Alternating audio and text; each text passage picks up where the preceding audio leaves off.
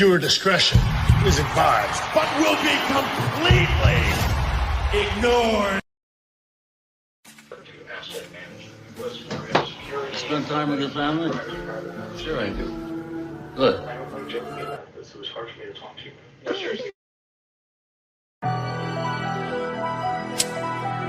Culture made it hit, boy. I'm just gonna talk my shit, cause I'm tired of these niggas, man. Yeah, let's rock and roll. My one man goal in life's to get my pockets swole. We got them grams to turn this to Afghan and make your block explode. Your profits low. This ain't no stop and go, so you should lock it low, bro. Keep that ratchet. We don't do theatrics, boy. That's not for show. I won't retire. I been through that fire and I still got my soul. This corporation telling me to try to act right, but that's just not my road. Smoke by the pen and I can probably break these down, but I still caught my hoe. Keep rolling up. Like girl, I stay too high, so I can't drop my low. What up, folks? We back with another one. Me, Mike, Maverick, and Dukes. What the hell did Dukes disappear to? He just was showing his face, and all of a sudden he's gone. I don't know this. There he is. There he is. Welcome to the Mobb Men Show on the late night Friday. Like, share, subscribe. Happy Black History Month. Black History Month. Yeah. Yes. Yeah. You know what I'm saying? So like, share, subscribe, ring the bell to be notified. Stay up to tune with everything else that's going on with us and shit. I really want to do the link tree and shit like that, but the link tree / O.T.T.R podcast to find the audio merchandise and visuals for all our stuff. It's none of us else to that. W, get the boost of energy that you need. Use the coupon code O.T.T.R Mob at W.GG for 10% of your purchase. Then next over, Okaze Clothing, do the same thing over there with those guys for 50% off your purchase as well at OkazeClothing.com. Mofos. And next, Habits 365, one of the highest streetwear out here in the streets. 50% off. If you actually get fit them, go for it. Habits365.com. Swift Energy Drink, another supplementary energy drink to get the boost of caffeine without all the jitters and shit. You know what I'm saying? Kudos to Swift Energy Drink for being a. And of course, you know, the merchandise from us, the Mobb Men, the girls.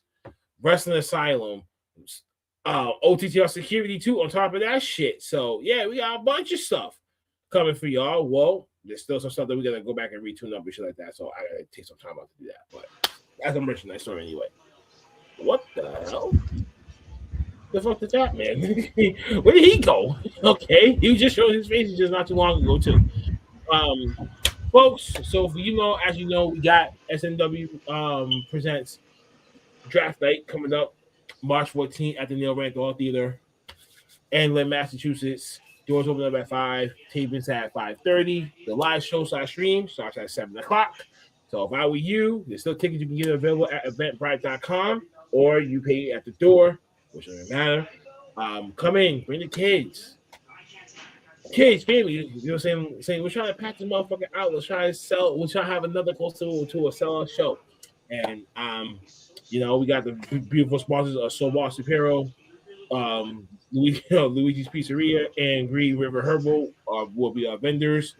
And we got tons of great matches that night and shit. Speaking of which, I got harassed the other day by this guy. He begged me, no, he didn't beg me. He kind of choked me to try to force me to get on this show. So I had to do my tuck dizzle, you know, and kind of make some arrangements, blah, blah, blah. But he sent me a trailer he wants me to play so you guys have a better understanding of who this man is. I debuted later in life than most professional wrestlers. As big, as strong, as tough, and as mean as anybody, and also smarter. But I had some catching up to do. So I did whatever it took. He's broken in half, damn it! Stop looking at him! Look at me! I hurt whoever I had to. Oh shit! Oh shit! Oh! To get what I wanted. There was a buzz. I became integral to Test of Strength by being infamous.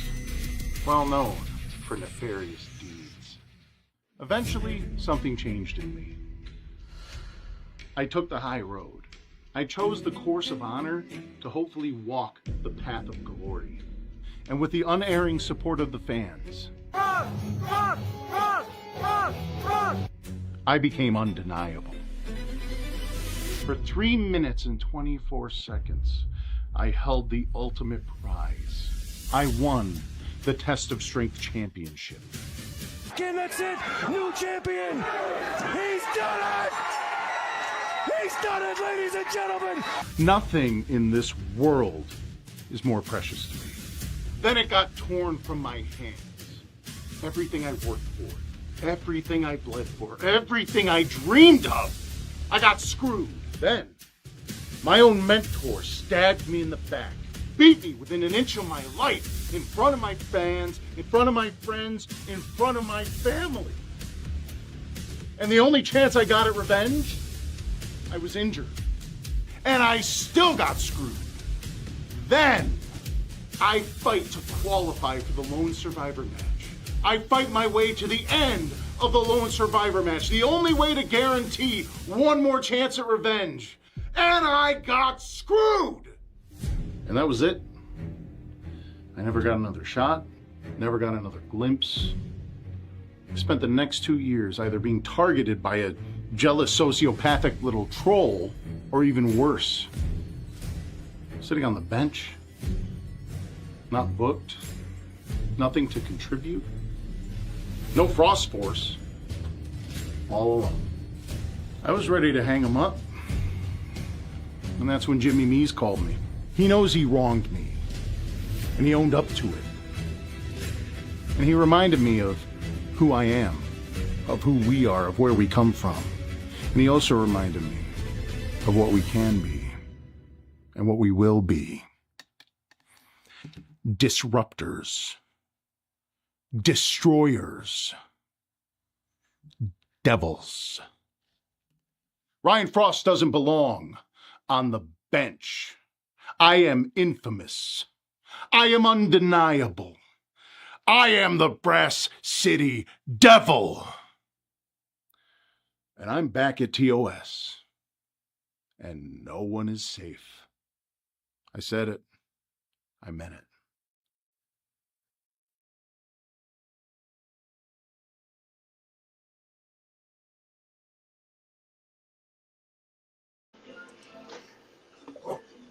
And finally, the man of the motherfucking hour himself is finally here, Mr. Robert Frost. Mr. Frost, welcome.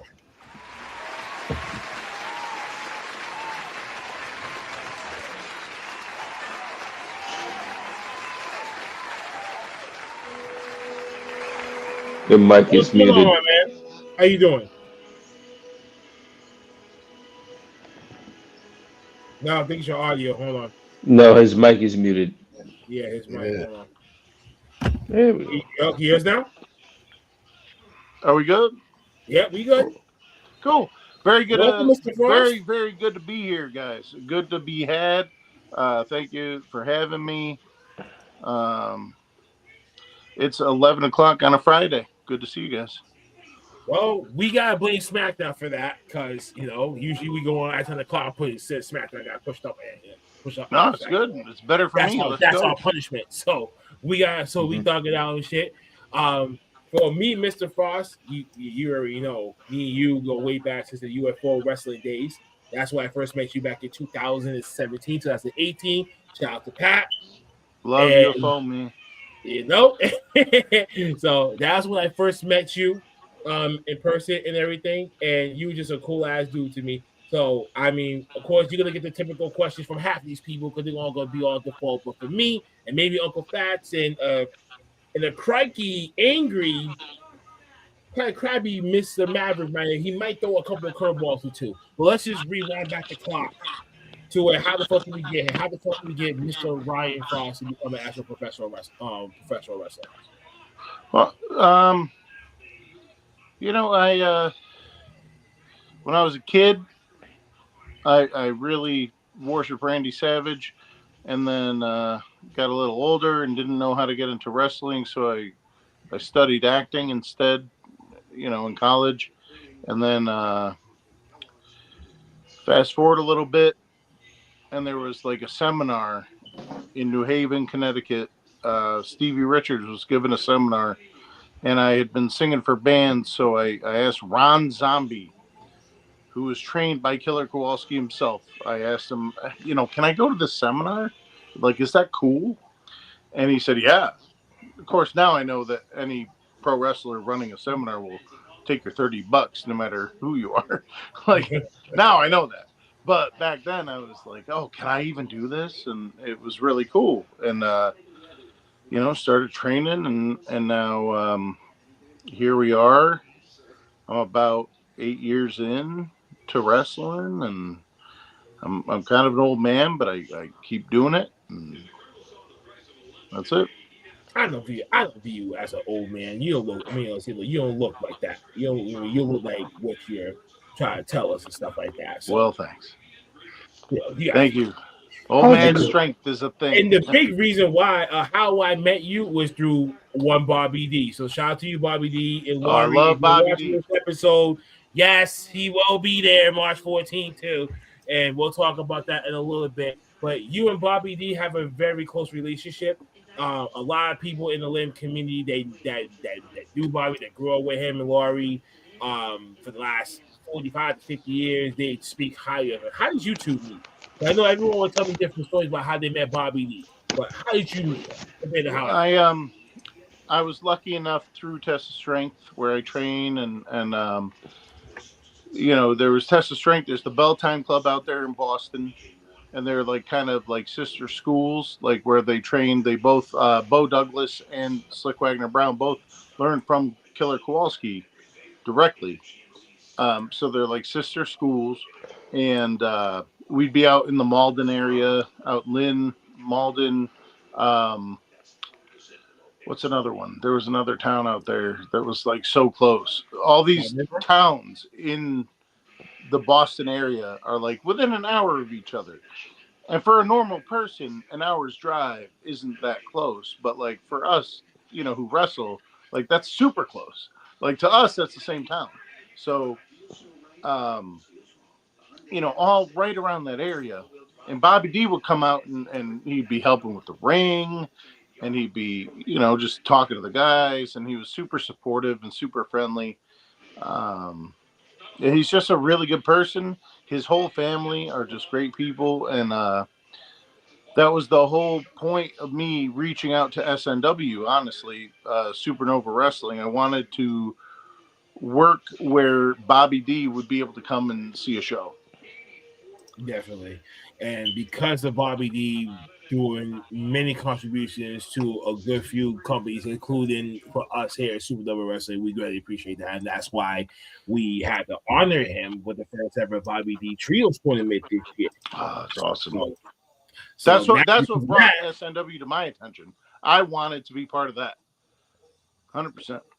I mean, you kicked out. I mean, listen, man, you kicked out my door trying to get into the store, and I was like, yo, listen, man, we're gonna do the best that we can, because right now we were still trying to like restructure out the whole locker room and everything like that. People who wasn't gonna be around, people that's people that kind of like people kind of like vanished and that type of stuff. But bringing in a new energy in a new locker room that is hungry, is talented, and there's some that still want to fall under veteran leadership so they can get better too. But we just wanted to make sure that we had the right formula to make this tournament happen. So when you knocked that out the door, we was like, yeah, we got to have to squeeze Frosty in this thing. Test of Strength. This is, I mean, so Test of Strength, you started there, right? And so you started it first. Well, so I want to say like 10 years ago or even longer, I'm going to go as quick as I can. From when I was a little kid, I wanted to wrestle, and I didn't know how. So when it came time for like college, I was like, well, fuck, I don't know how to wrestle, so I guess I'll just go into acting. So I went to WestCon, Western Connecticut State University, for acting, which is a really, really good acting school. And, got my degree in theater and communications with a focus on performance. And then I sold cars, and then I sold alarms for homes. I was just like trying to pay bills. And then eventually I was home and I saw that there was a Stevie Richards seminar. And I messaged Ron Zombie, who's a bum, and who'd he ever beat? But he was trained by Killer Kowalski. And I messaged him, and I was like, Ron, do you think I could do this seminar? I don't know. And he said, yeah, Stevie will have you. And I was like, okay, cool. So I went. Of course, now we know that any wrestler will take your $30 to do a seminar, even if you can't walk, because they just want the money. But back then, I was like, wow, you know Stevie Richards? Like, personally? That's crazy. He's a celebrity, you know? So I go to the seminar, and then afterwards, I talk to the people who run the school, which is Joseph Von Schmidt, his wife, Kara, at the time. And I was like, hey, so, like, I would love to learn how to wrestle. And they did a lot for me. They opened up the school in the daytime because I was a waiter and a bartender. So, like, I couldn't just be there at night. I had to be there in the daytime. And they opened the school for me in the daytime. And that's where I got the first steps of my training. And then I went away for a couple of years, and they moved up to Cheshire, Connecticut, which was actually closer to a car dealership that I worked at. So I ended up back there again. But when PWA closed, they referred us to Test of Strength, which is Slick Wagner Brown. Mm-hmm. He was in Watertown, Connecticut, which is the town I fucking lit. Can I swear? Yeah, of course you can, Sorry. man. We're grown-ass men here. I mean, this is TV MMA regardless. Fuck Thank you. I lived in fucking Watertown. And Test There Strength you go. was in All right. Watertown, but I was driving out to Cheshire for PWA. But it's fine because that's where I started. And I told Wagner in an email, you know, I want to be loyal to these people who started this journey for me. So I'm going to finish training with PWA. And then when they close, I'm going to come start training with you. And he said, hey, I respect it. Loyalty is important. So as soon as PWA closed, I started going to Test of Strength, which at that point was in East Hartford and is still in East Hartford.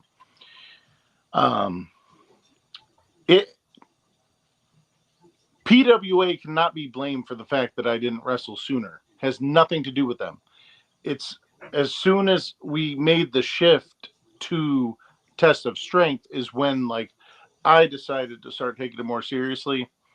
And you know, within 6 months, I was having matches and we were going. So that's how I ended up at Test of Strength. Because you asked. Do you feel like PWA could have utilized you, like right away, like when you first started off, or do you feel like they felt like they couldn't do anything with you? If you want me to be completely honest, knowing what I know about professional wrestling now, after having trained and being a part of it for about 8 years now. Mm-hmm. No, they couldn't have, because I wasn't ready. That's not on them. You know what I mean? Yeah. They could have tried, and like I would have done my best, but I wasn't ready. I wouldn't have been as good as I should be. So it's definitely not on them. It was on me at the time because I wasn't as committed as I should be to learning the craft and doing everything the way I should. Honestly, if I could go back and be better, like be me now, then we would have had a hell of a time and we would have done some really cool shit together. Right. And if, you know, who knows? But if PWA ever comes back to Connecticut, they want to run some shows, like, I will do everything I can to contribute 150% to their show. But back then, no, I wasn't ready. It's not their fault. I wasn't ready.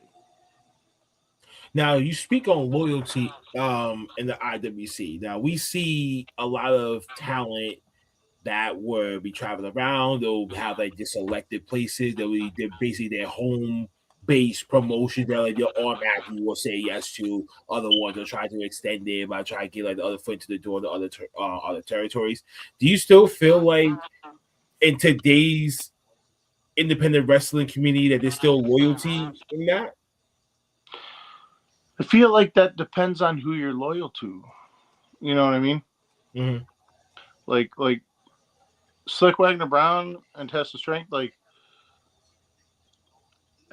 I don't know, man. Like, I'll ride or die for Test of Strength. Like, that's home to me. But I understand that some people, like, their home isn't as good to them. Like, and you know, Test of Strength hasn't always been perfect to me, man. Like, I've had some struggles. I've had some times where I'm like, I think I should be doing something different or something better or something da. And you know, and that's fine. Like, we could talk about that all day. That's part of the whole storyline that I'm in right now. But at the end of the day, that's home. Those people are the people that I love and that I want to help. You know, I want to help every wrestling promotion that I'm a part of. Right. I really, truly do. If I'm there, I want to make it better because I'm there. But home is different. Home, you want home to become a TV company. You know what I mean? You want home to like build and grow and get better at all times. And anybody who's watching this and disagrees can say whatever they want, but that's I think that should be the way it is. I definitely totally agree.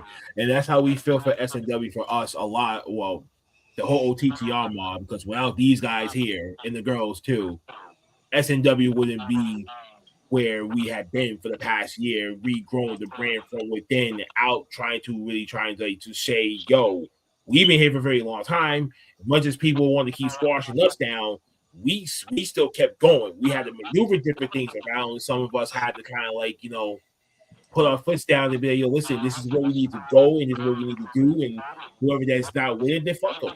You know, not everyone is going to be right for that promotion anyway, regardless. So there's a lot of promotions. Can I ask you a question, Shiz? Yes, you can. When did SNW, like, so I worked for them a very long time ago. Okay. And I think Adam was there. And I was a corner man for, who was it? My dude. Yeah, see, there was mad people from the old regime that's probably not even wrestling for us today. Well, so no, what changed at SNW? What changed at Supernova? Well, let's look below the person below me, who's right there in that corner over there with his microphone off, is Dukes. Him and Adam were semi-football players together on the same team. So I didn't know that. And me and Dukes, we went to high school together. Me, Dukes, and Maverick below, we all went to high school. We all went to the same high school together, but we all did not know that we were wrestling fans until when it was like, you know, because back in the day, wrestling was still far-fetched. It wasn't hot. But if you was a die-hard wrestling fan like we were, we watched it every week, no matter what it went on. Later on down the line, I think it was what was it? Up to No Good 2024. We sponsored Pure Ignorance at first. Shout out to my boys Chaz and Prince Machiavelli. We sponsored them. We got tickets. We came up there. I was running late, but Duke was already up there with his son. And when I got there, he told me, he's like, yo, I know the owner, blah, blah, blah. And I'm like, really? And he's like, yo, you want to talk to us? It's kind of like, really? Why? No fucking idea. Not even in my right mind to even still to like this very day. Let me cut you off before you finish. Sure. I am Sir Maverick, the king of niggerisms of the South. And what happened was Adam let some black people join creative. That's what changed SNW. No. But is that him?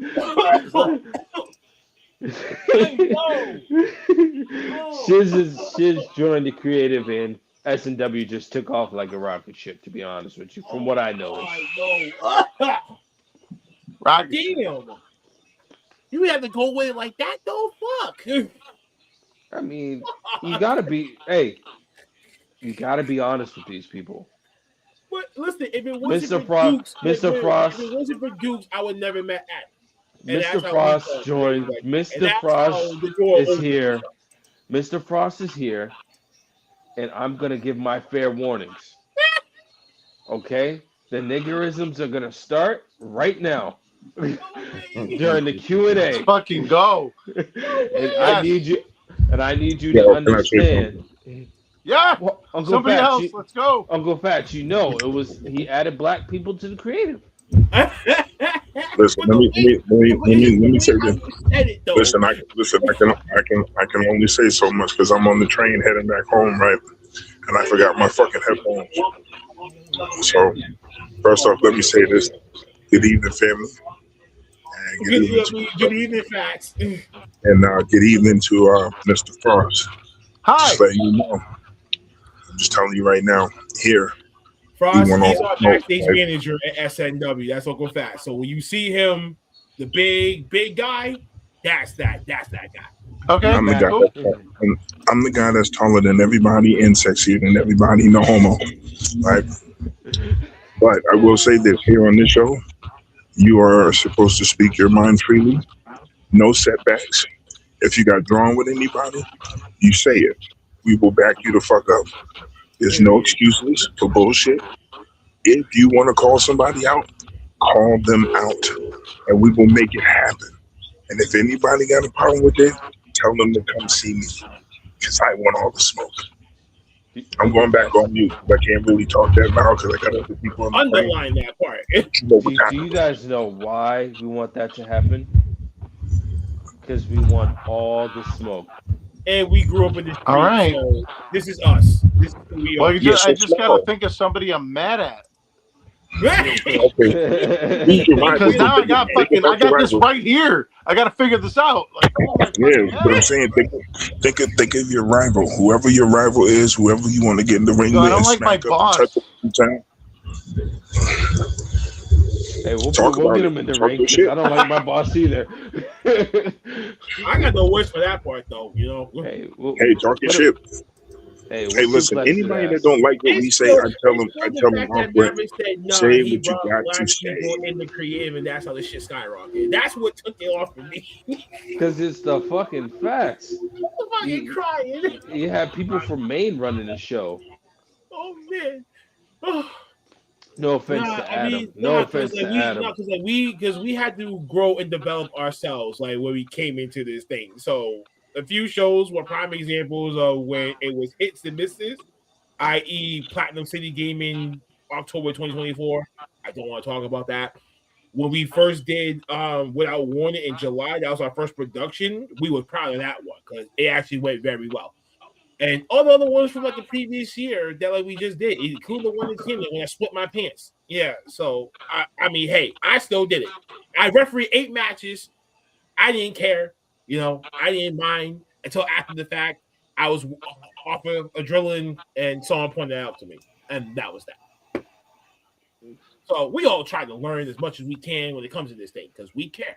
We love this thing. We love wrestling. This is why we here doing the podcast every week for the past almost 6 years. So I'm proud of that. I'm proud of these guys who actually see the vision that we're trying to bring and what Adam was lacking of. We filled in the blanks for those.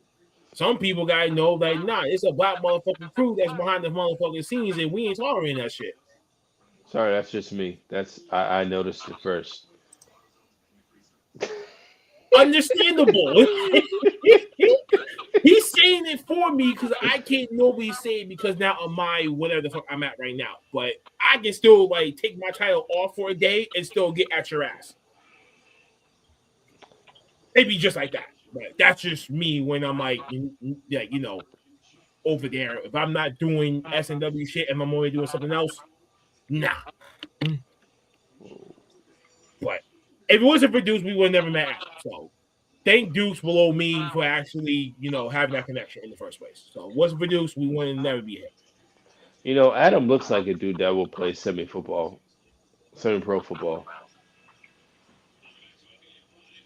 And he looked like he want to crack some motherfucking heads. Okay, I hope Deuce is really not having his microphone on mute because he's doing something else.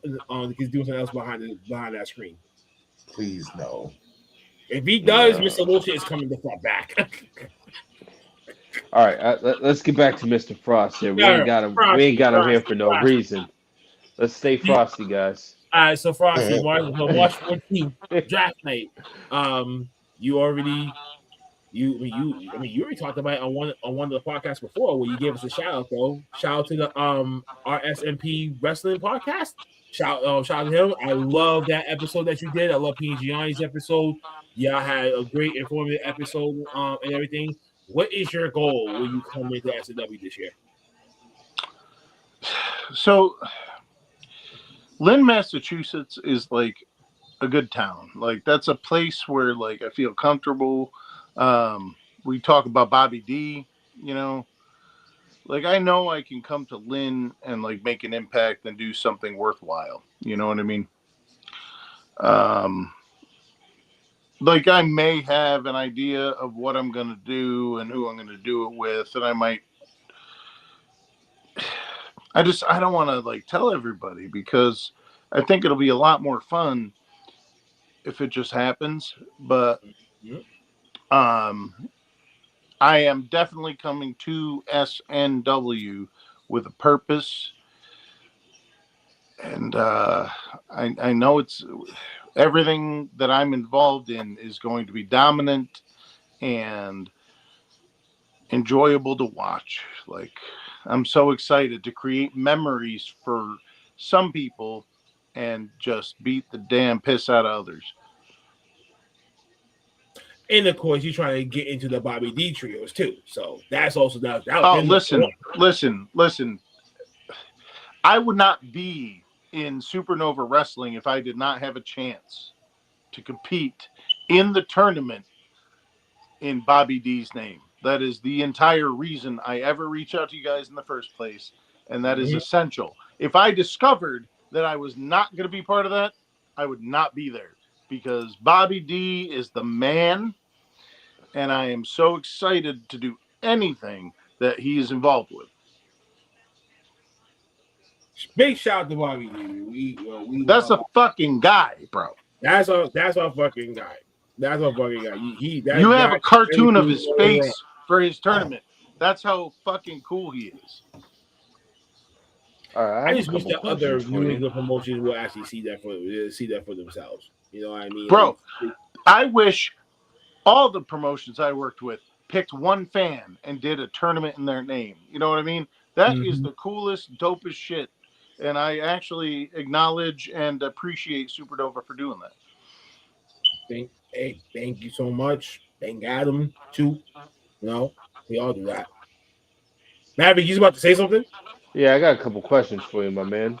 Yeah. These are just no. These are my normal wrestling questions. Oh shit. The only two that I appreciate the most. Who is your Mount Rushmore?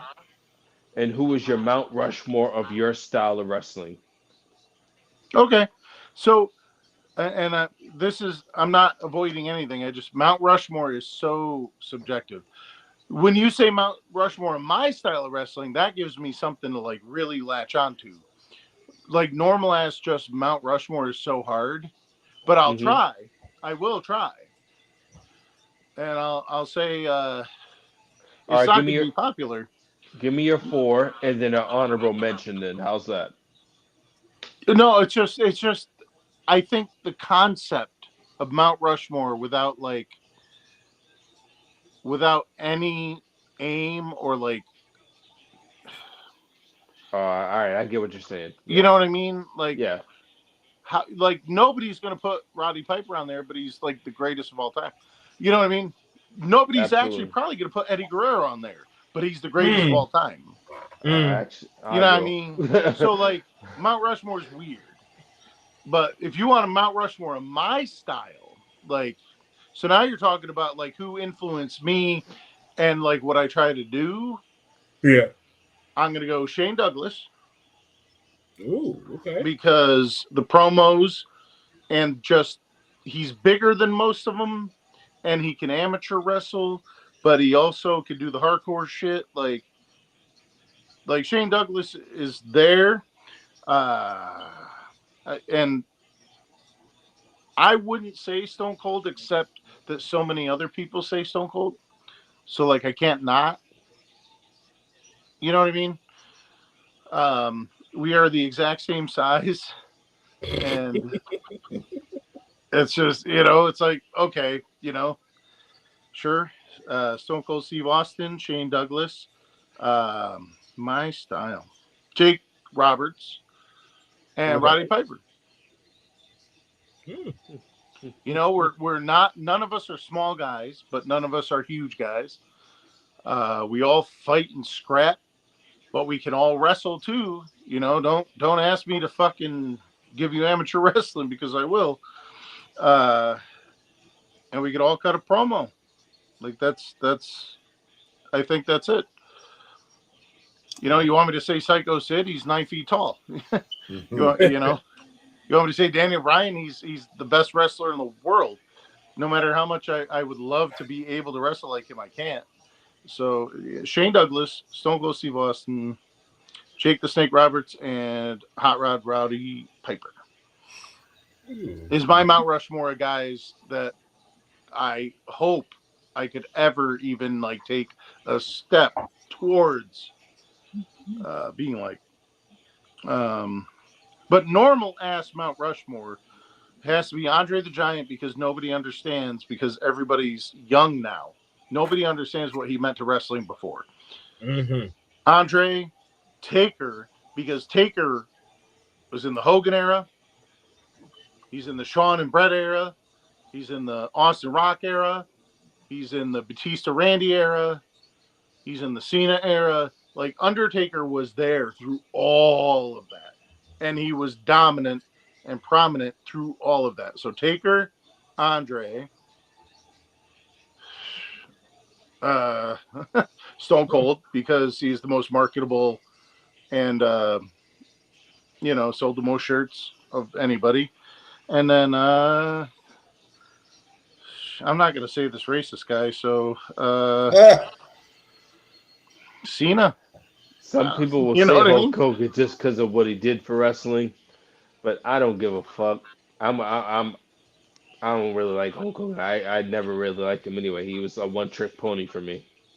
The thing about Hogan is Hogan would never have happened without Cindy fucking Lauper. You know what I mean? This is true. Hogan wouldn't have happened without Captain Lou Albano. So, like, I get it, and I actually don't. I'm not shit talking anybody who wants to put Hogan at top, and that's fine because he was at top when he was, and he did a lot. And actually, Hollywood Hogan is the greatest villain of all time. But I'm not. If you're asking me, my Mount Rushmore, Hulk Hogan is not on it. I'd much rather put Randy Savage on my Mount Rushmore. I thought you would have because you said he inspired you. Savage? Yep. Oh, Randy Savage. Personally, like me as a human being, Randy Savage is the reason I got into wrestling. I grew up on him. I was glued to that television. I sought any fucking footage I could find of Randy Savage. But, it's hard to put him on Mount Rushmore if what you're talking about is like cultural relevance. And like, at the same time, no, I'm sorry, because everyone could do a Randy Savage impression, right? Everybody saw the Slim Jim commercials. So, you know what? Maybe Randy goes on there, but you only get 4. So now I got to push somebody else off. Kurt Angle is the greatest professional wrestler of all time. Again, there's so many goats, but Kurt Angle, like character-wise, wrestling-wise, fucking everything he did was so good as a hero, as a villain. Like Kurt Angle was unbelievable. So how do you not put him in the Mount Rushmore? He was an Olympic gold medalist for our country. Right. How do you not put him in Mount Rushmore? It's Mount Rushmore is so hard. I think it's just based on the person and how and what they grew up watching and stuff like that. That's how they're going to try to pick it. Them Mount Rushmore. So we all gonna sit here and talk about this shit all day ourselves. Yeah, well, until you start thinking hard about it, and then it becomes impossible. Well, that was a great segue to my question. Favorite question. Oh, we got more questions. Question that everybody lives for, man. We all wait for me to ask this question because it's what it is, man. It's funny because my question always segues into your question. It does. It always it lines it up perfectly every time. But when did you fall in love with wrestling? I was a child laying on the living room floor at my great grandparents' house, and it was Randy Savage. And actually, the first match I remember was Texas Tornado versus Mr. Perfect on a Saturday morning, and it was at a different grandparents' house. That was my regular grandparents, not my great grandparents. And my grandfather comes in, and I'm watching, and I'm like, this is fucking awesome. Like, I already read comic books. Like, I was like, this is superheroes. Like, they're just fighting. This is great. He comes in, he goes, oh, that shit's fake. And I'm like, dude, everything is fake. What do you mean? Like, everything I watch is fake. This is just another fake thing. That's great. I don't care. Like, I want to watch this. So many people are so worried about how fake wrestling is. Like, okay, guys. Yeah, I don't know. Mr. Perfect, Texas Tornado. It was a Saturday morning. That's the first that I remember, like, actively sitting and watching. But when my great grandmother would rent WrestleManias and Survivor Series and Royal Rumbles for me to watch, I was always looking for Randy Savage. That's what got me into it. It's always my favorite question to ask, because no matter what you've been through or what you've gone through and everything, we all remember that moment where it was like, I like this a lot. A lot. For me, it's WrestleMania 10, Michaels, Shawn, and Razor. Ladder match, yeah. Ladder match. I like, similar to you, I'd never seen anything like that before. And I was just, from that moment, just hooked. That's it. This is the first time I watched it and thought, like, maybe I could do this. Mm-hmm. I know this is going to be a little later, especially because I'm older. So, like, I was further along, but it was RVD and Sabu at WrestlePalooza 98, I think. And they were fucking each other up so bad. And I was like, man, like, I think I could do this. Like, I think, like, you know, even in 1998, I was 16. I was 16 years old. And I was like, man, I think I could do this. And I just didn't know how. So that's why I started so late. And now, you know, that I've been in it for a while, and I got to wrestle Justin Credible, and he was in the best shape of his life at the time that we wrestled. He was. And I wrestled the Sandman, you know, so I got to, like, be in there with these guys that I looked up to, like, to this degree. You know, I feel like I did the right thing. I feel like I do belong in it, and I feel like I have gotten to do something that I was meant to do. And then my last question is, do you still watch as a fan or as a contemporary?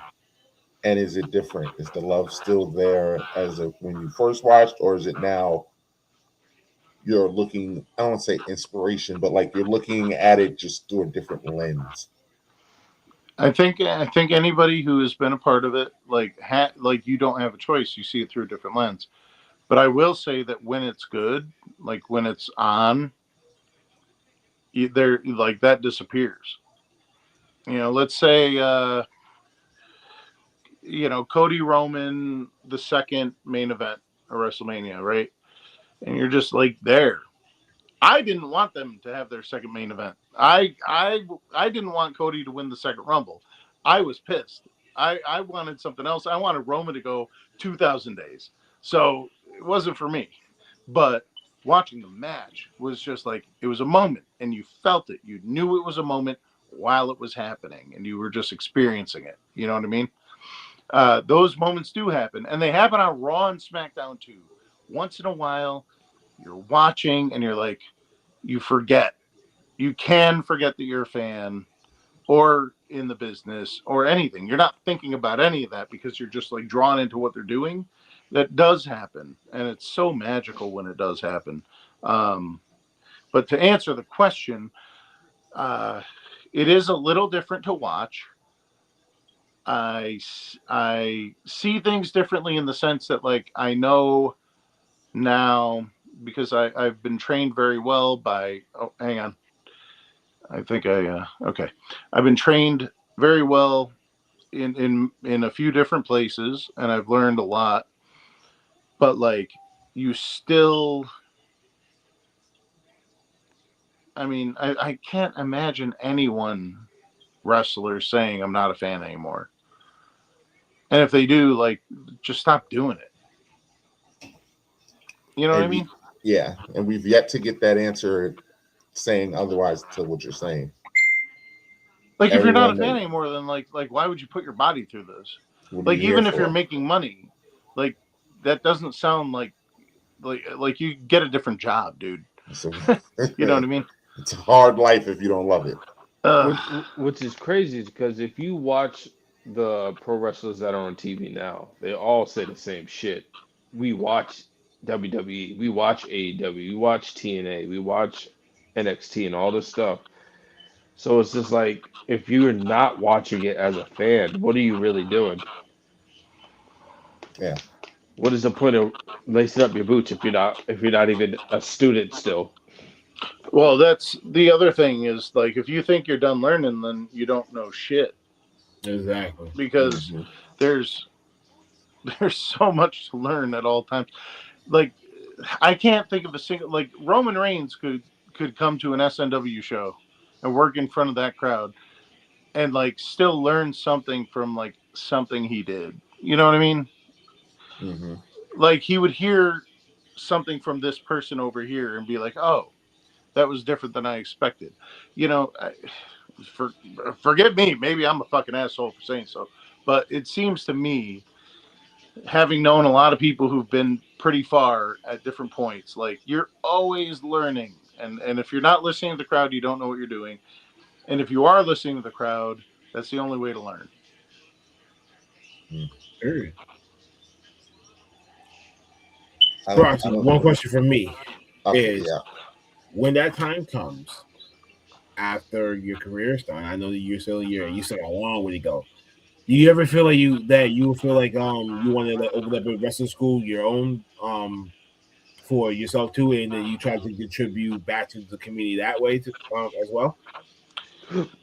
Well, that's really cute because nobody's ever asked me that. If I had a choice, and this, even though he has turned on me and he has stabbed me in the back, he has been a complete piece of shit towards me in events. I owe everything I have in wrestling to Slick Wagner Brown, and if Test of Strength continues to exist after Slick Wagner Brown is done teaching, and I can help in any way, I will. I believe in the brand, and I believe in the school, and I believe in Wagner and how he teaches. So we'd have to hammer a few things out because we've had some very public beef. But I would absolutely want.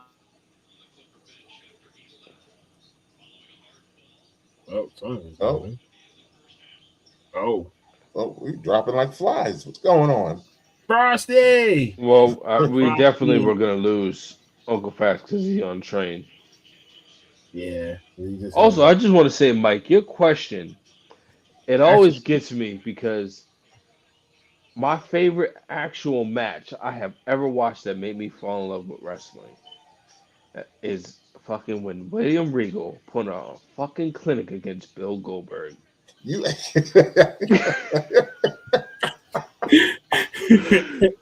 that man, you guys know I love technical wrestlers. Like that is my thing. So when I saw William Regal put on that fucking clinic, I just sat there like this, like a little fucking kid in front of his favorite cartoon. That man fucking whooped his ass. That's crazy. I'm back. Hey, That's Who's always who's been my ass? favorite. What are you talking about? I was saying, what made me fall in love with wrestling was when William Regal put on a fucking masterclass against Bill Goldberg and whooped his fucking ass. Because That's what got you into wrestling? I am a huge technical wrestling fan. Like, No, I love huge. that. Yo, I'm not doubting you at all. I'm not giving you a hard time. I'm not questioning you. But that's like that moment you were like, oh, fuck, this is dope. Yeah, honest to God, I That's love awesome. technical wrestlers. And get it. It wasn't even black guys. It was two white guys. One that looks like he Bro. shouldn't even be wrestling, and then Bro, the the other rest guy of that looks wrestling like has Brock Lesnar on disappointed you. steroids. Like, pro wrestling has disappointed you since then. Because that's like the hype, bro. Nah, man. All technical wrestlers like Bryan Danielson, Seth Rollins, Yeah. Eddie Guerrero, fucking Dean Malenko. Kurt Angle. You know what I'm saying? You name them. Bret Hart, Bret Hart. Owen Brett, Hart. yeah, Brett. Fuck, get the fuck out of here. I'm a huge technical wrestling fan. Like, you can put anybody. Shelton Benjamin. Come on, like, please. Hey, Shelton Benjamin's the fucking man, dude. He is. you can rock with me. Ain't no stop. Had a great song. Always, Shelton's always had great music. He really has. He's always had great music. Even when he had the golden hair. Yeah, even the gold standard. Always had good music. Oh man. Y'all. All right, well, I'm not trying to keep it, guys. I got back, so I wanted to. Yeah, No.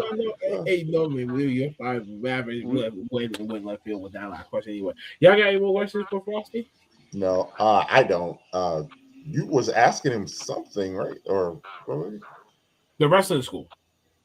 yeah, he answered. That's what he was No, answering. I was just saying, like, yeah, Yeah. if you're asking me, like, would I open a wrestling school? Like, I would never open one myself, but like, you know, if, and I'm kind of old too, but if Wags decides to step down, you know, and he needs somebody to step up to keep the school open, like, I absolutely would do that, but I wouldn't open my own. Like, I'd run seminars, but here's the funniest thing, and I'll end on this. I can give you an incredible wrestling seminar because of the seminars I've taken and the people I've learned from. So, like, if I'm giving a seminar, don't say like, "Oh, Brian Frost thinks he could tell me what to do." No, motherfucker. Killer Kowalski thinks he could tell you what to do.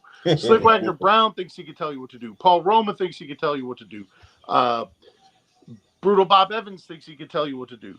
The genius Lanny Poffo thinks he could tell you what to do. You know what I mean? Like the people I've learned from. Shane Douglas, Just Incredible, The Sandman. Like, the people that I've learned from can give you some insight through me.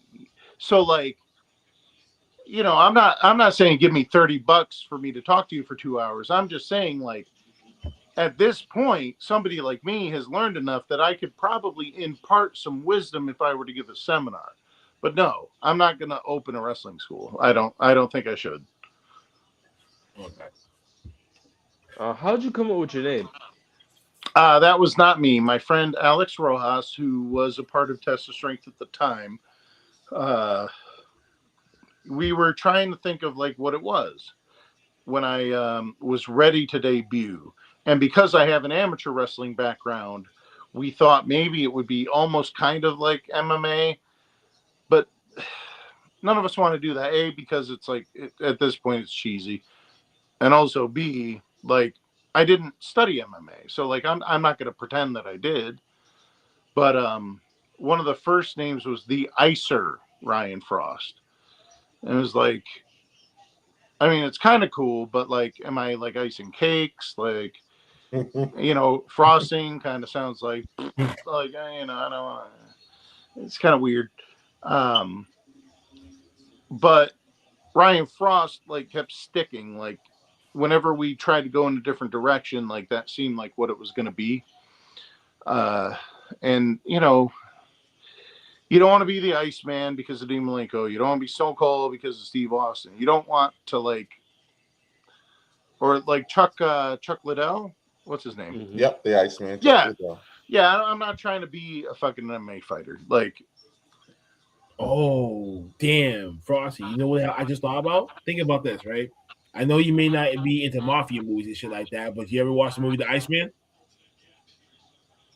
I don't think so. Okay.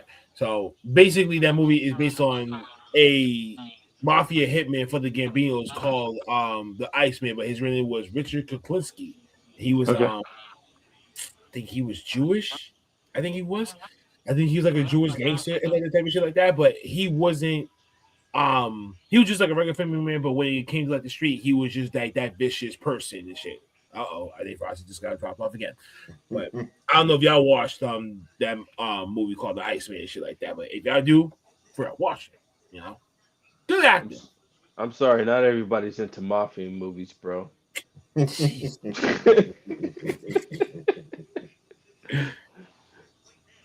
just saying, okay. All right, I was just saying that if y'all watched it, or if y'all into certain things like that, then that was something else. But till we said like Frosty, everyone call him Frosty, he'll say, "Oh, Frosty, Mr. Frosty," whatever, like that. It just remind me of that movie. That's all.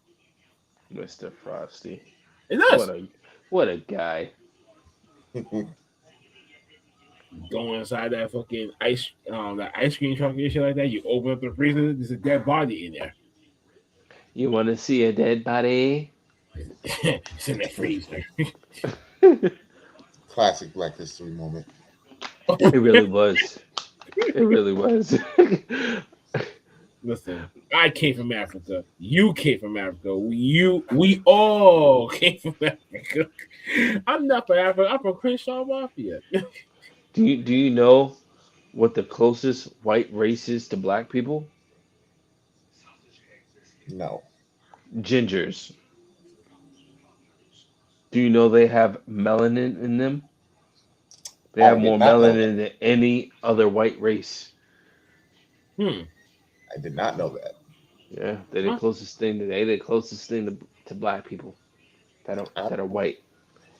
Those are the closest Anglo-Saxons. Gingers are. I thought you were gonna say an albino, but nah. No. I don't know how. Don't ask me why I know these weird facts. I just do. That's a random fact. I got it. Hey, call me the Snapple fact guy because I got a lot of them. That was definitely one of them. Frosty got to handle something, folks. So we're going to just quickly just move on this shit, But thank you, Mr. Frosty, if he comes back or not for that lovely interview. I don't think he's ready for the niggerisms, bro.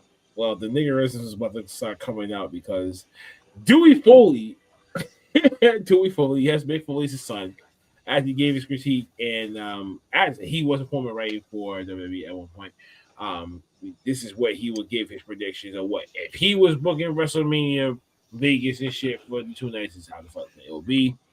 He did this whole thing, corny. Drew McIntyre. I mean, y'all can read it for yourselves, but I let's take Cody out of the fucking picture. Let's give somebody else a title shot. He has to be in it though. For what? He's a fucking clown. Enough of the court. He's the biggest babyface in the company. Goodbye. Besides Punk. Make Jacob for 2 and Drew back versus Drew back. You got to give these guys some fucking love, man. I'm telling y'all, motherfuckers, I don't like this shit because these motherfuckers are constantly giving the same motherfuckers opportunities. Now, regular people who are on WWE main event on YouTube shouldn't be. And then we have to have the quarterback and everything. Go back to playing Guile on Street Fighter and give somebody else a chance. No one wants to see you walk like Elmer Fudd when you get mad. Next. That is funny. When his old man walk is hilarious. Yeah. That's crazy. Here's the next match that we would book. Next. I mean, I wouldn't mind this because it would be a banger, but we've seen this. And what is Big E there for? To be the ring announcer? Sit commentary? Because bye-bye. I guess show up for emotional support. Fuck with New Day, try to turn on faces, I guess. He could stay retired. That's crazy. He stick to the pre-show. I agree. Cody is a clown. He's very good at that. But at the pre-show, by the way, he's very good at that. Yeah. Next one. Brock Lesnar versus Over 50. Stick it in my veins. Easily, Stick it in my veins. Easily the best match of this card. Stick it in my veins right now. Freebase it right now. I rather see that like twice, both nights. Night 1 and night 2. Not enough of that. I'm sorry, but that's a fucking banger of a match. It's like Sheamus and Rusev all over again. Big men slapping meat. We love it. You know what I'm saying? So, no, I don't want to see this. I don't like this match. I don't want to see this either. This is just random. I'm just throwing names at a hat. Like, what the fuck is Ethan Page doing here? That's what I'm like. Follow up. Get the fuck out of here, clown. Just give me Bad Bunny and Jake Paul and Logan Paul and I'm good. I would love for that match. That's it. That would, out of those 8 people, Bad Bunny, Logan Paul, exciting. Everything else, trash. Javion and Austin Theory would be a banger. I feel like that would be a banger. I feel like LA Knight would be a banger. We all know this is probably more like it will not happen. This was going to happen, but it ain't gonna. It ain't gonna happen because both of them got that Anthony Davis disease. Damn. The Mr. Glass. Street clothes. Well, actually, Bringers was a hernia. Listen, I saw Anthony Davis tear a tendon in his hand playing defense. Nothing surprises me with him anymore. Like, oh my god, this man rolls his ankle. He's out for 7 weeks. like crazy. Like Braun got a hernia flipping over a table. Like, come on. We know this ain't gonna happen because Bianca's hand still can't close. Yeah. They just showed a video of her actually with the stitches in her finger actually rehabbing it. But whatever. And then who are those other 3? Is that Charlotte Flair? That's Charlotte, Rhea, and Tiffany. Listen, I'd rather Tiffany versus Jade because the other 2 are in the title pictures so much. Please, no. I can't stand the other 2 being in title contention every fucking month. Like, give me somebody new. I hear you, but please not Tiffany and Jade again. Please, no. Yeah, you're right, because Tiffany can't be carrying Jade no more. Because Tiffany can't carry nobody anyway. Jade can't. She can't even keep her clothes on. Fuck carrying somebody. Okay, if you claim Jade as a dependent on your taxes, you'll get more money. Hey, I called H&R Block. You get an extra $500. $500, please. Yeah, Iron Survivor match. I mean, you know what? I'm not mad at it because this match would slap. Actually, this match actually would slap. Excluding the Bella the twins. Bellas, I know, but you know, every other team. This will make a phenomenal match. Just get the Bella twins out of here. If you could take the Bellas out and put Asuka and Kairi in there, yeah, ooh, banger. Mick Foley, his son, he's doing a little. He's mixing trying. A little bit. He's mixing a little bit. This would be a good match. This is where you want to lose Maverick. That's where you lost me. You lost me right there. The only reason why it would be a good match is because Chad Gable is actually a pretty good fucking technical wrestler, and he is a very good wrestler. And then the other is Ludwig. And Ludwig, exactly, but I'd rather Ludwig stay El Grande Americano because he could speak more Spanish. You know what I'm saying? And if you want to keep that roll up like that, that's how you got to do it. And Chad Gable can just be Chad Gable, like he. Yeah.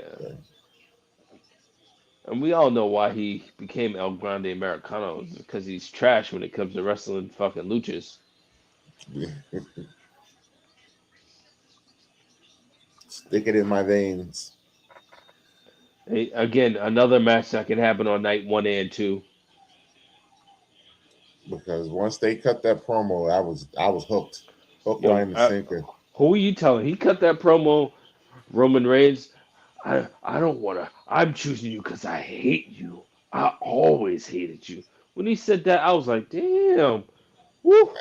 Did you call Seth Rollins to help book this promo? This ladder match be trash. Why is R-Truth in it? I don't know why Truth's in it, and Shinsuke's also not really a ladder match person, but having Mello and Trick and Rey Fenix fly and Sammy fly around. Hey, what's that dude with the neck tattoo? Dragunov. Ilya. Dragunov. I'm tired of seeing him fighting Carmelo. Like that's been like 3 months straight on TV. I'm good. Next.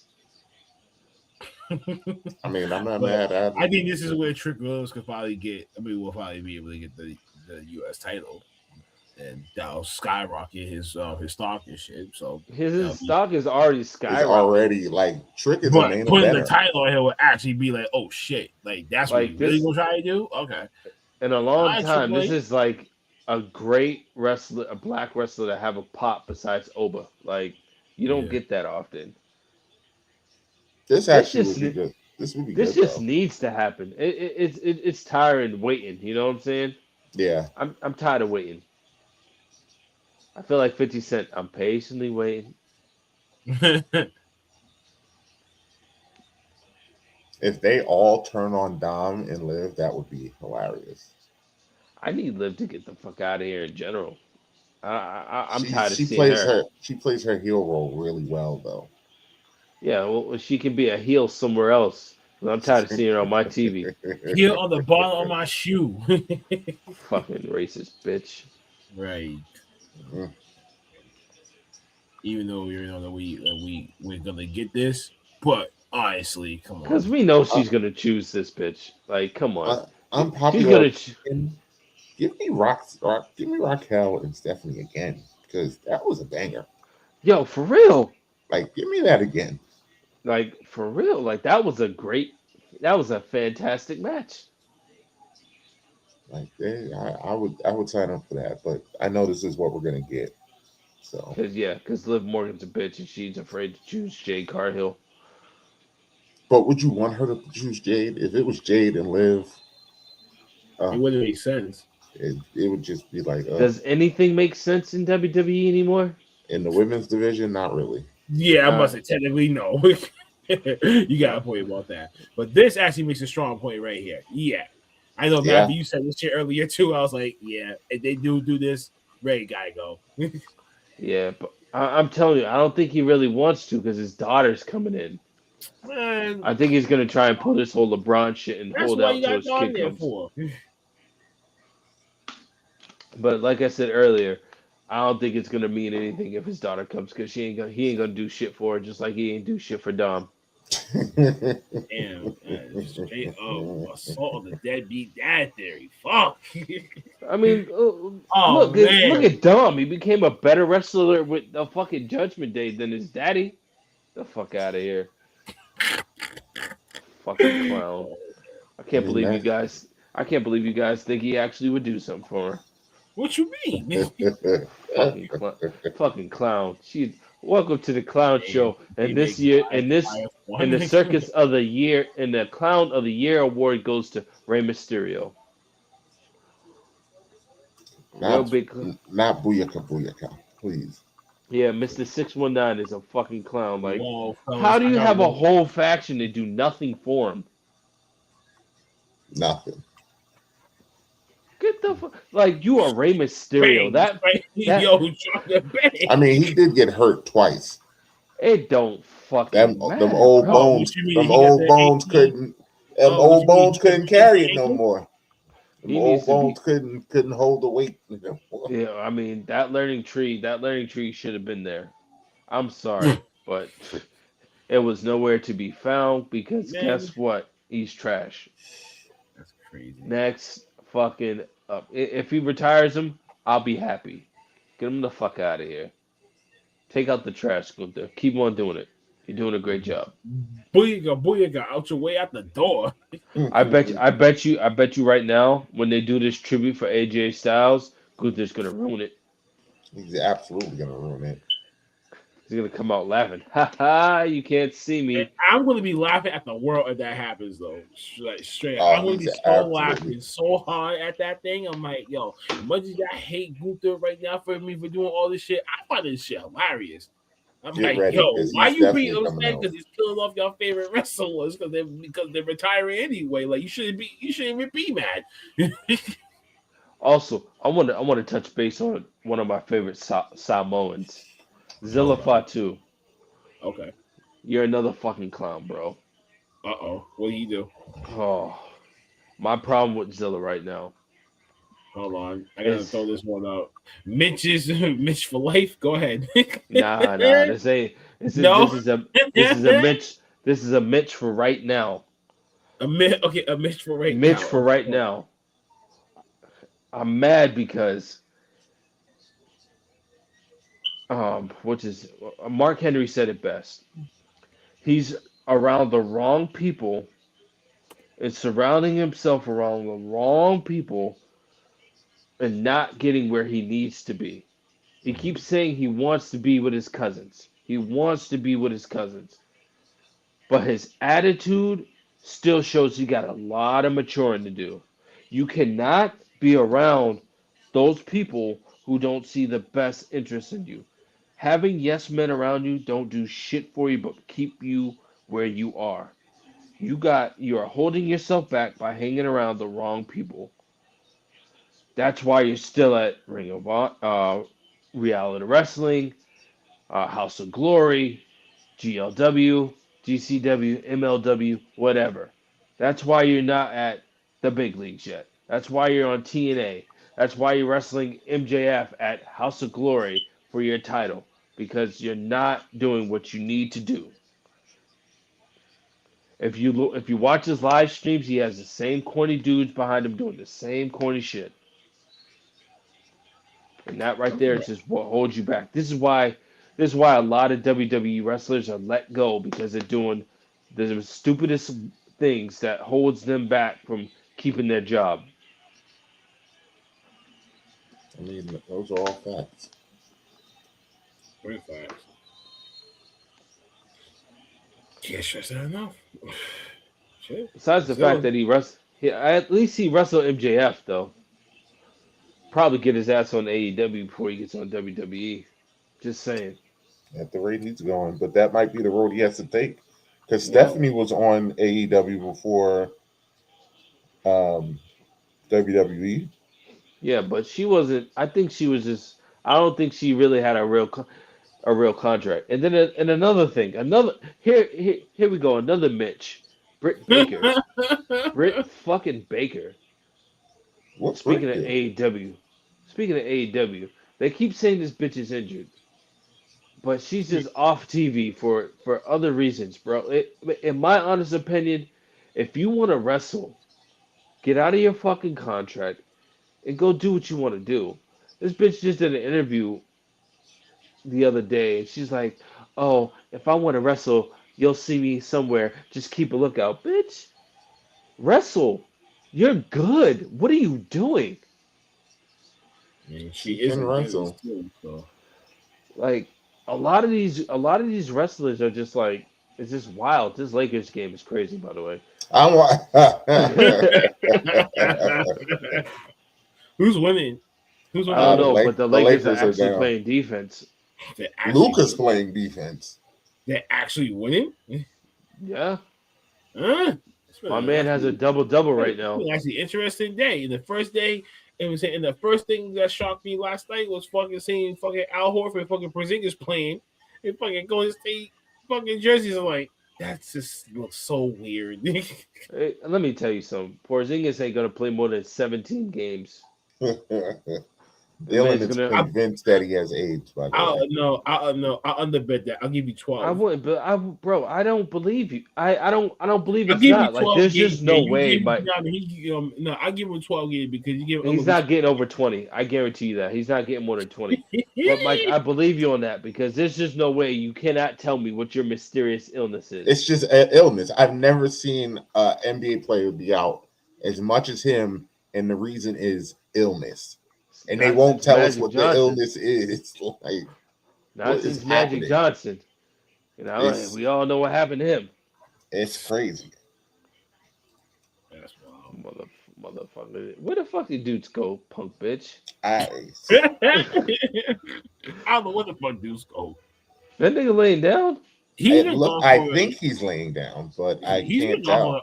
He's been off for over an hour. Is he dead? No, he ain't dead. He better not be. He better not be fucking anyone over there. After losing fucking. You mean his sock? I'll say I feel like we would have to see something. You know? But anyway. Yo, back to my favorite match. Did y'all motherfuckers see? I have to go back to this. But did you motherfuckers see how this man, William Regal, literally was putting on a clinic? Like, Bill Goldberg cannot fucking wrestle. Uh-uh. That man legit only has 5 moves. 5 fucking moves. You're next. No, bitch, you suck. Spear, jackhammer, that weird crescent kick that he does. In your spear. That gorilla press slam. And that weird knee. Y'all ever notice that weird knee bar he always tries to do? Like, yeah. Mm-hmm. He legit only has like 7 moves. I was just looking back at his first run for that year in 2003 and shit like that. How he only signed for like 1 year because he was just testing out the waters and shit like that. But you know, he didn't like how he was booked and shit like that. He was still kind of like wishy-washy. Was like the locker room, and like you wasn't really gonna be like in that situation for that long anyway, regardless. But a lot of those WCW wrestlers were like that. Mm-hmm. Sorry, go ahead, finish. My bad. I just wanted to put that in there. Spectacular. Try not to lie, fellas. For what? Don't be a bitch. Let that shit out. I just said try not to laugh because what I'm about to show you is a try not to laugh challenge. Oh, God. So, all right. Who the fuck is this clown? That's Mandy Rose. Fellas. I can't laugh at that. Yes, you can. I'm subscribed to her OnlyFans. Season 6 because today's video is also an episode of Rick and Morty, same year. But talk about contrast. This one's going to be stark. That was your girl with the bar. Today's competitor is rated as the 10th worst wrestler of all time. Despite that, I haven't even heard of him. I doubt many of you have heard of him. So I figured out that we need to find out more. And as it turns out, not actually a boring competitor for Ring of the Hawk at all. I'm interested to see how you guys feel about them. All right, it's Quincy Elliott in a bag. It's all starting to sag. Not much is known about Quincy Elliott, except that they suck. Match 1, Joe Gacy versus Quincy Elliott. Wow, that might be one of the worst, most disgusting attires I've seen in WWE history. I didn't know Cheeks got a second chance after TNA. Well, I'll give it this. Quincy wouldn't last a second in a ball field. It's like this. How do you not laugh at this guy's accent? The street. If I told you it was somehow going to get worse, would you believe me? Is this seriously a WWE show?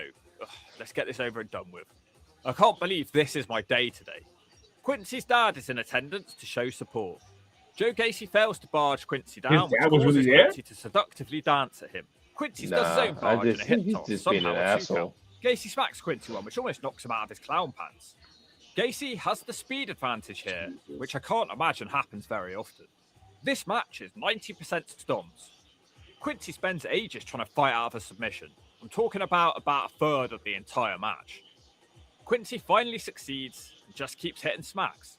Gacy then tries to outpace Quincy and does a drop down, only to get a belly flop. I felt that one. Quincy Elliott also hits a drop kick. This causes Harland, a follower of Gacy, to rise up onto the apron. Quincy Elliott blows him a kiss. He turns around to find Gacy hanging upside down in the corner. He kicks him away, then he hits a handspring into a clothesline. It's over. There was about 10 seconds here which weren't horrible, but everything else was slow, and to be honest, I was sat here wondering how on earth this was on TV. This honestly must be the worst look in the history of pro wrestling, though. I will say, at least Quincy Elliott tried to add some charisma, so it's a D. Match 2 tag match, Malik Blade and Edris Enofi versus Damaris Griffin and Quincy Elliott. Well, the look is at least a bit better this time. He looks like he's trying to be a cool guy. Quincy starts this one with a shove down and a Rick Rude taunt. Malik Blade manages to drop him, on my TV screen. Crushed with a splash to his back. Yo, Malik Blade and that other dude actually were really good. Edris bounces off Quincy's back into a dropkick, which causes the big man to tag out. After a very long time, Quincy is tagged back in. He pounces Edris across the ring. Well, at least he's somebody's favourite wrestler. Shockingly, it's not over. Edris still has fight as he tries a sunset flip, but he's too weak to pull Quincy into the pin, but he manages to dodge the arse bomb. Malik flies in with a springboard crossbody smack. This guy's rapid. He manages to knock down Quincy and then he flies off the top with a crossbody for a 2. Quincy smacks him one and tags out. Bad choice because the other guys keep double teaming and eventually they put away Griffin with a charging knee and a frog splash. I like the pounce. I always like the pounce. Quincy is more interesting than his partner was, so at least at this stage he has something going for him. Somehow it is not a complete write-off. It's a D just about. Match 3, Andre Chase versus Quincy Elliott. Back to the terrible attires I see. Quincy looks like he's wearing several bin bags. For some reason, the cameraman goes up his ass as he enters the ring. The Hawk really didn't need to see that. Oh, brother, you got me. Quincy starts out shoving Chase in a corner and seductively dances it. Quincy then gets him in the opposite corner and grinds on him like he's at the club. Several bin bags. Continues dancing with happiness. Chase grinds back on him and says he can do it better. Andre runs at him as Quincy once again shakes his non-existent hips. Andre is unable to pick him up because he's fat. Instead, Chase tries a drop down, which as established is a bad choice. There's the big splash. Quincy stands on his back for a 1 count. Here's the best move now as Quincy Elliott with a side slam for a 2 count. To quote Jim Cornette, it's like 2 possums fighting inside a pillowcase. Quincy applies a tired looking bear hug. Chase eventually boxes his ears. He manages to kick Elliott down and flies off the top with a crossbody. This match just goes on and on. Andre fails on a sunset flip, but this time Quincy seductively dances at the camera and tries a running splash that misses. That costs him as Chase wins the match with a scoop slam. It's like Andre and Hogan. It's not like Andre and Hogan at all. I hated this match. It felt like such a chore to get through. It's an S. 4 matches in, will we finally see our first win? Quincy Elliott, who has kept the bin bags on, not the slut drop on the ring pole. And he takes on Josh Briggs. We start as we often do, with a quick grinding on his opponent in the corner. Quincy tries it in the other corner, which fires up Briggs. He smashes Quincy into the ropes and slides out of the ring to hit a smack. He charges back into the ring with a boot that misses, and then he's taken down with a kitchen sink as Nigel McGuinness makes a joke about pleasuring, and it goes all silent. Stronger muscles in his right hand, from what I understand, Sudo. Quincy manages to get a 2 off a suplex. Now he hits a barge and a big splash to his back. He really needs to start making a pin after that move. It would surely be over, but no. This elbow to the face looks painful, though. These 2 guys don't seem to be enjoying this match very much. Well, I don't seem to like them very much. It's dragging again. Quincy Elliott tries a Vader bomb, but instead he falls on his ass as the bogies almost fall out of his nostrils. Josh Briggs knocks him to the mat with a big boot. He slams Quincy to the mat and hits a big splash. No pin is made. Instead, he quickly squashes him again in the corner. Briggs dodges the follow-up and he nails a clothesline for the 3. This was a real struggle to get through, and I honestly didn't know how I'm going to survive the rest of this video. It's an S. Match 5. The boy in the bin bag who grinds on the ring announcer. That does actually get a pop out the crowd, by the way, and he takes on Bryson Montana. These 2 guys are just dancing and being wacky. I've seen several boring matches at this point, but this one must take the biscuit. It is unbearable. Why do they feel like they need to drag these matches out for 8 minutes? Bryson charges him in the corner and tries to follow up with a slam, but Elliott is too fat. Quincy Elliott does a spinning reverse back elbow for a 2. He can't follow that and he runs into a dropkick. Quincy puts the ass to good use now and slams Montana, and then they fall off the middle rope into a splash. It's over. Quincy Elliott has finally won a match, and it still sucks on Isiaki's ass. It's an S. Match 6, Ikiman Jairu versus Quincy Elliott. We start with Quincy trying to send a kiss to Jairu, who catches it and throws it away, which fires up Quincy.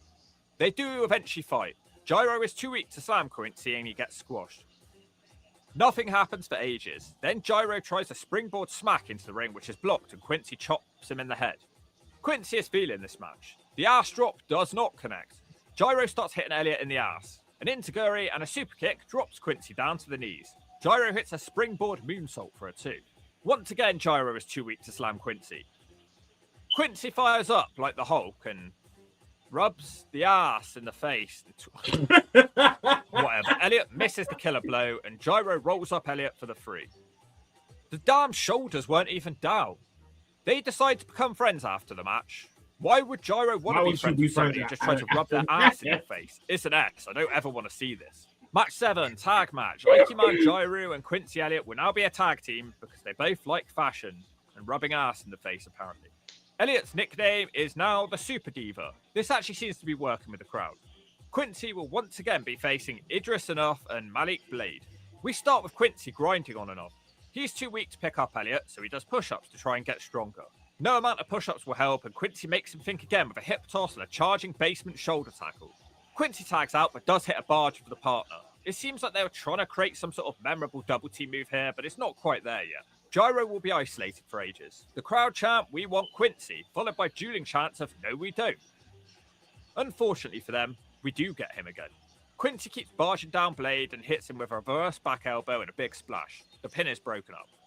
Quincy responds by hitting a double barge down. Enough hits him with a chop block, and then he runs off his back to take out Gyro with a flying smack. Quincy Elliott gets smashed with a charging knee, and he brings his partner in. Enough picks him up, and along with his partner hits a Samoan drop neck breaker combination. I'm not even going to complain, because they hit it to a very fat man. It's over. Best match so far. The crowd truly cared, and everything was focused on bursts of moves, so it didn't get a chance to get boring. The Hawk calls what he sees, and the crowd were extremely into Quincy Elliott here. It's a C. Match 8. Zion Quinn versus Quincy Elliott. It's the Battle of the Quins. He now owns his own jeweled up moped thing. The crowd are going berserk. They especially love the slut drop on the ring pole. Quinn quickly charges him and starts smacking him in the corner. Quinn keeps bouncing fists off his gut. Quincy shuts him down with a hip toss and a basement shoulder tackle.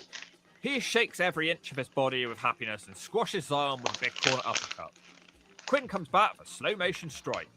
Quincy suddenly wakes up and he starts shaking around the ring. The shaking doesn't help and he runs straight into a brick wall. Zion Quinn picks him up and hits a Death Valley driver. I have no idea how that's just a 2 count. In fact, it seems to fire up Quincy Elliott. After a bit of a battle, Zion Quinn puts on a cravat, but he's still struggling with the size difference. Quincy Elliott again fires up and hits a spinning reverse back elbow. Quincy Elliott squashes him in the corner and he hits the falling middle rope splash for the 3. Wow, Quincy Elliott is getting a push now. It really helps having the crowd be into his matches. It still felt a bit slow, but I like the moped. It's just a D. It seems at this point his popularity was noticed by the higher-ups who called him up from the pause it for a second. to the ultimate developmental, the full NXT show. Pause it for a second. What they failed to say is, this dude is trashing the shit out of this man, but what he failed to realize is this motherfucker actually got good as he progressed. By match 8, he was doing different maneuvers. He was adding more to his repertoire, and he was actually looking decent. Besides the fact he character is just awful. Yeah, it was, but he actually started wrestling. He was like a mobile viscera. That's exactly what he was. Yeah, he was a Let's gay get Fred viscera. there to introduce himself to the NXT universe. He isn't a superstar. Quincy is a super diva. This is then followed up by a tweet welcoming fans to the Gagitude era. I think he needs to be welcomed to the Smackitude era. I look to my left. I look to my right. I see people of all different walks of life, and it excites me. Imagine being able to build an app with your name on it, just by thinking about it. Meet Base 44. Match 9, Sounds like a drug. NXT. Quincy gets a huge entrance, first pulling up with his 44. bike, and then look how much production has gone into this entrance. They clearly saw something in I remember Quincy. this. Quincy Elliott versus Jobber, Sam Gallagher. Quincy makes short work of the Jobber, hitting a spinning back elbow, and has now changed the finisher to a Yokozuna bonsai drop. The crowd chanted Super Diva throughout the match. Quincy grabs the ref, and it ends. fun little segment, but it was literally 2 minutes in total. It's a D. Match 10, NXT, Zion Quinn versus Quincy Elliott, who now looks like Diet Viscera for some reason. Quincy cuts a promo on the way to the ring. Quincy wants to see Zion Quinn in a Halloween costume and also wants to work with Shotzi to host some wacky Halloween show that's coming up. Shotzi says these two must now have a match and the winner can be her co-host for the Halloween show. Quincy hits a back body drop straight away and smacks Zion out of the ring. Quincy gets spanked by Shotzi for some reason. Back from an advert break and Zion Quinn smacks him down for a 2. Quincy comes back throwing punches and barges. He hits the spinning back elbow and in the corner he hits the shover cut. Zion Quinn blocks the next move and tries to pick up Quincy Elliott. His legs give out on him though and he gets squashed, but then somehow manages to dodge the big splash. Unfortunately for him, he gets distracted on the outside of the ring, and when he comes back to the ring, he's hit with a big splash to the back. Quincy Elliott wins this match with a bonsai drop. Very short segment again, but again it was fun enough. It just doesn't seem to have any direction though. It's a D. At this point, it is revealed that Quincy Elliott had injuries that he was keeping from the WWE and was off telly. Despite that, Quincy does still get to host the Halloween Havoc show whilst out injured. It's just an excuse to dress Quincy up in silly outfits. Match 11. Level up.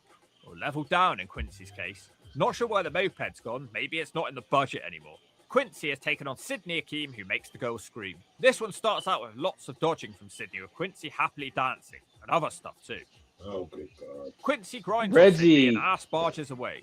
Right. Now Quincy tries to plant a kiss, but that doesn't happen. Instead, Quincy hits a hip toss with a sliding worm-like attack. Akeem looks terrified somehow, despite having a mask on. He manages to hit a diving crossbody as he desperately tries to keep Quincy down. Akeem hits a flip leg drop for a 2. Quincy then manages to catch a corkscrew crossbody, but can't do anything as Sydney grabs an eyelash to escape, but then gets barged down. For the first time in a while, the crowd chant Quincy. Quincy sets up the spin and reverse back elbow. The match then slows to a snail's pace and it starts to really drag. Quincy invents a brand new move for this match though, and it's not one I doubt we'll ever see again. Thank God. It's the 10 booed bashes in the corner. Sydney's mask looks to be covered in milk somehow, but he does manage to push Quincy Elliott away and eventually hits a crazy flipping seated senton for the 3. Tried hard, but the momentum has just vanished, and hitting people with your balls of fat isn't going to help. And I don't think that would even hurt, would it? It's just kind of dumb as well, and embarrassing. It's an S. Match 12 is an NXT Battle Royal. Good to see that he does actually manage to make it back to the biggest developmental show. Don't get too used to seeing him though. He's eliminated by Baba Thunder in literally 2 seconds. Shove it. Match 13 is back to level up. Quincy has a brand new outfit. I wish Quincy didn't have a brand new outfit. Quincy has taken on Dale Dixon. Quincy hits the first knockdown, and somehow this outfit makes Quincy look even more grotesque. Quincy actually manages a forward roll now into a shove into a hip toss. The new moves keep coming as Quincy grabs an arm and dives off the top into an arm drag. The Hawk wasn't expecting that one. Yeah. Quincy tries it a second time, but this time instead he hits an old school. The crowd are coming back onto Quincy's side. The momentum turns though when Quincy misses an ass drop and Daryl Dixon hits a knee smash for a 2. Dixon is too weak for his next move and gets smacked down, but Quincy misses the elbow drop. Dixon throws more strikes and kicks and Elliott almost looks finished, but it's just a 2. Quincy comes back with a charging single leg dropkick, but it doesn't matter because Quincy misses a corner charge and gets rolled up by Daryl Dixon using the ropes. Dixon dances with happiness. Quincy isn't happy though, and he batters him out of the ring. And wow, that is one hell of an image. How have I gone from Mandy Rose to this in 24 hours? Look, Quincy has clearly tried. There is new moves every match. Some of it works and some of it does not work, but it isn't boring, and we've seen some hella boring runs on Ring of the Hawk. It's a C for effort, whether or not the Hawk likes to admit it. Match 14, final match. But why? Quincy seems to be improving. I wonder what's gone wrong. Tag match, Quincy Elliott and Ike Manjiro, the return of the Dream Team, I guess, and they take on Hank and Tank. Quincy dances with happiness to the welcome back chants. Quincy wants to hug Hank. Perhaps he wants to give him a spank, but no hug is provided. Hank isn't big enough to knock Quincy down. Elliott keeps rolling everywhere and doing cartwheels. The crowd are loudly chanting for Quincy, even in his final match. Tank comes in, and together they hit double squash, which looks horrible. This causes Elliott to tag out. Quincy eventually rejoins the match with the Tank. Quincy hits the spinning back elbow. And now a clothesline into a bulldog. The pin is broken up. Quincy now slaps the Tank in the ass. The Tank smacks him back. Quincy lands a big boot and then runs into one from the Hank. They hit a double shoulder barge and then win the match with the flying fridge. Not much to like about this one. It's an S, game over. Quincy Elliott was fired around the end of 2023. Quincy was fired for several different reasons. The first being that they felt that Elliott hadn't improved enough. The second being that Elliott hid injuries from the company. And the third being that apparently Quincy was an absolute nightmare behind the scenes. He smack-talked co-workers online and most famously created burner accounts on Twitter to be homophobic and transphobic and then tried to dodge the blame by saying he was part of the community. This enraged the community and it created backlash for the WWE. Couldn't he just be flamboyant and charismatic without all the grinding, ass-rubbing, tit-bouncing and humping? It's kind of gross. That being said, Quincy is not the worst wrestler I've ever seen, despite several moments in this video that made me want to puke in my knickers. The evidence is clear to see, and I saw a new move being attempted nearly every match, and clearly the live crowd cared too. So no matter how much people hate Quincy, we have to be honest. That being said, this gimmick could never have gone any further than being a comedy relief gimmick. When you look at it like this, at least Quincy wasn't boring. So Quincy Elliott is getting shoved in the zone, mostly for the most awful look I've ever seen in wrestling history. Fortunately, the Hawk doesn't expect to ever have to watch another Quincy Elliott match in my life, and I feel enormous relief about this fact. And if you don't agree with that, you'll get smacked. You know, he had on that Nia Jax fit with that purple go to black suit. Mike didn't laugh at one bit during that video.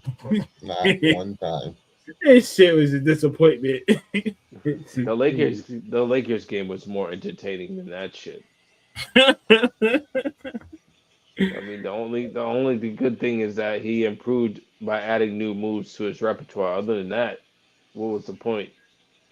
I mean, that was just wild, bro. I'm sorry. There's not more I can say to that. Oh yeah. You know what I can't say? Hank and Tank, Briggs. The motherfuckers have been in NXT since what? And then they fire Wesley, but don't fire these clowns? Get the fuck out of here. We call them trash. super seniors. Motherfuckers sitting there down there since 2022, and they have no type of fucking nothing to show that they're moving up. Get the fuck out of here. Let me fire Wesley, but not fire Hank and Tank and fucking Briggs. Fucking clowns. What kind of fucking circus is WWE running? Makes no sense.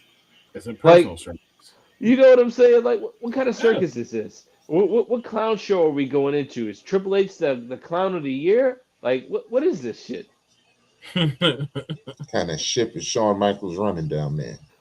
Like, for real, like, yo, if it takes 4 years for you to develop to go to the main roster, why the fuck are you still why are you still wrestling, bro? Why? What are you doing with yourself? I wouldn't want to be a super senior in NXT.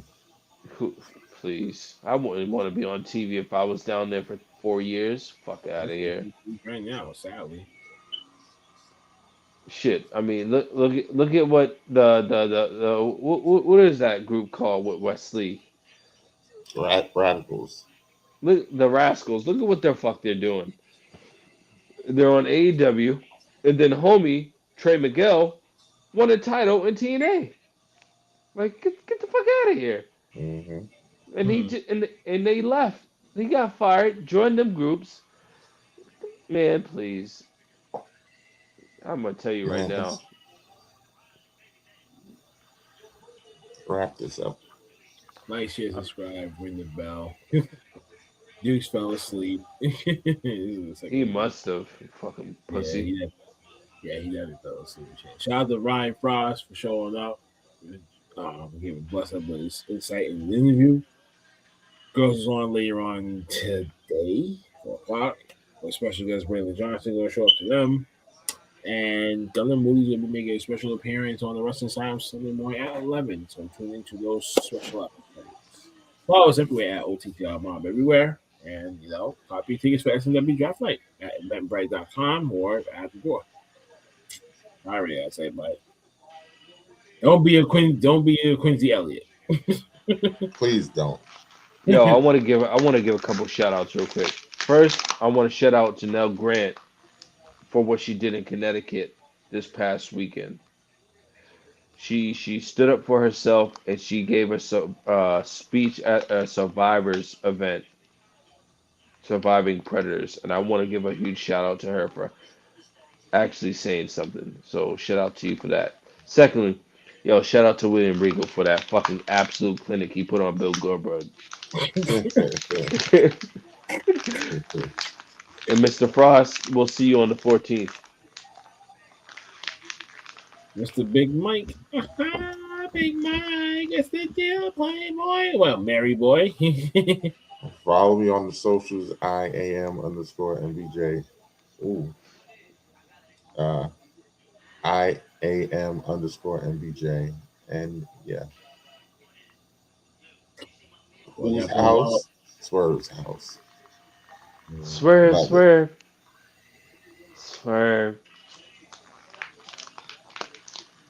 Garments? Yeah.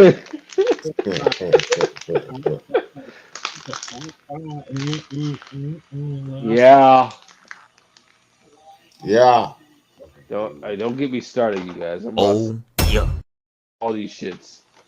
Yeah. Yeet. Yeet. This is really boy. Skirt. Swerve. Garments.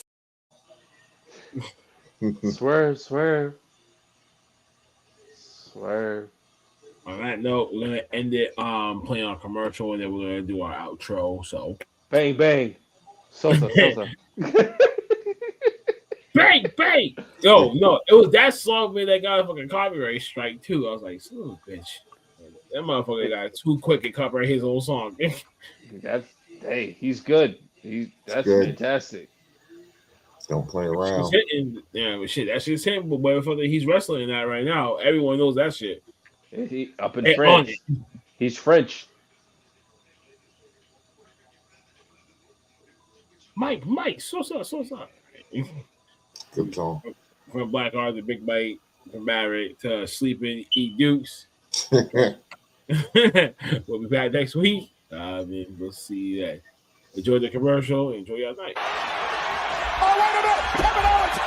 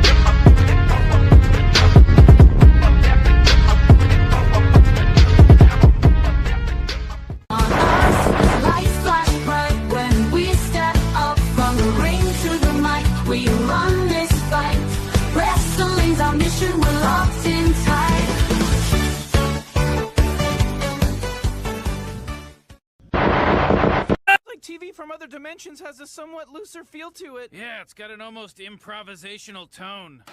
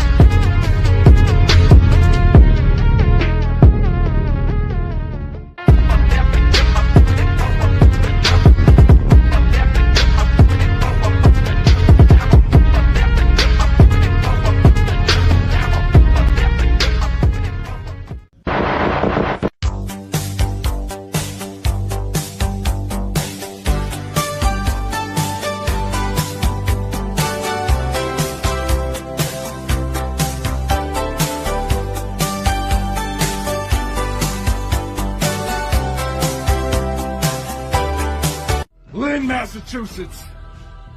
It's time to prepare for your awakening. As it's determined on draft night presented by Supernova Pro Wrestling, where in fact your big brother Sylvan goes. Will I continue to surprise and inspire on Shock?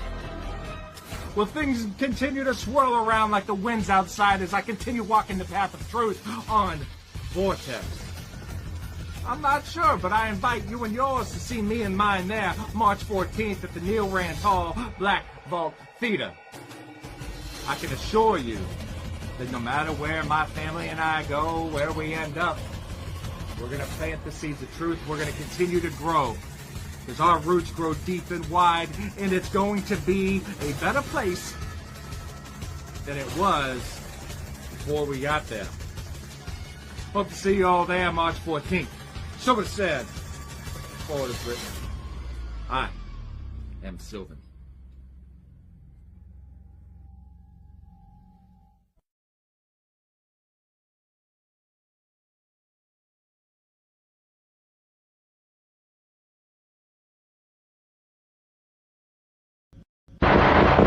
I think if you keep talking to me like that, and if you're in person here, I might hinder your life. She's lucky she's on the phone. Bottom line is, I say shut up. I say whatever I want, when I want, how I want. As far as you liking my style, I've been around for 7 long years. All of a sudden, someone puts a microphone in front of my face, and everyone wants to jump on the bandwagon. You're all a bunch of mosquitoes, and from now on, that's what I'll refer to you as, mosquitoes, and you're all trying to get on the arm of Steve Austin and suck the blood out because I'm red hot.